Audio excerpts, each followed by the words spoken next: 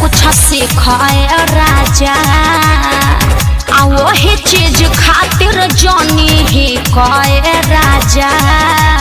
अरे वही इम्पोर्टेंट बात का चीज खातिर ही की हो। अरे सखी के सैया से कुछ सिखाए राजा वही चीज खातिर जानी ही कहे राजा। कैसे अपना धनिया के करे जाने सटले बा, कैसे अपना धनिया के करे जाने सटले बा। तो सुना बिन बियाहे में हर लेके रखले बा का? अरे सुपवा हंसे तो हंसे साला चलो नियो हंसले बा। अरे सुपवा हंसे तो हंसे साला चलो नियो हंसले बा। ओहो अरे का कहता रहा हमके कुछ समझ में नहीं आवत।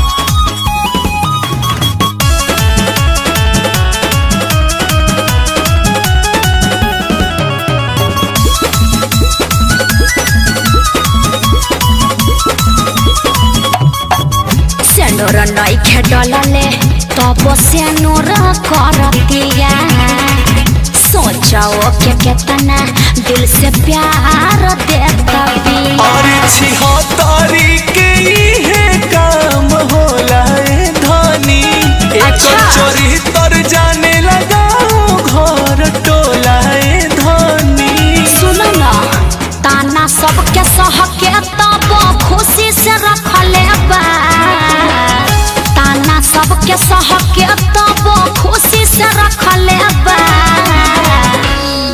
बिन बियाहे में हर लेके रखले बा।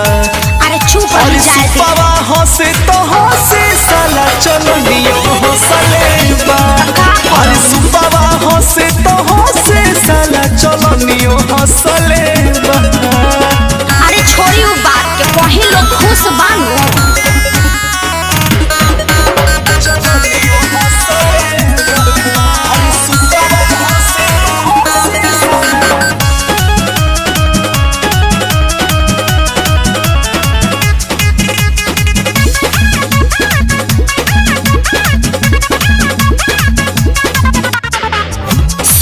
तानी अखिल सौन कर बारे बहुते क्लोज हो सुतत घड़ी पौआ दबाबे उनकर रोज हो। अरे बन के में हर मौक हम न रहबे रानी।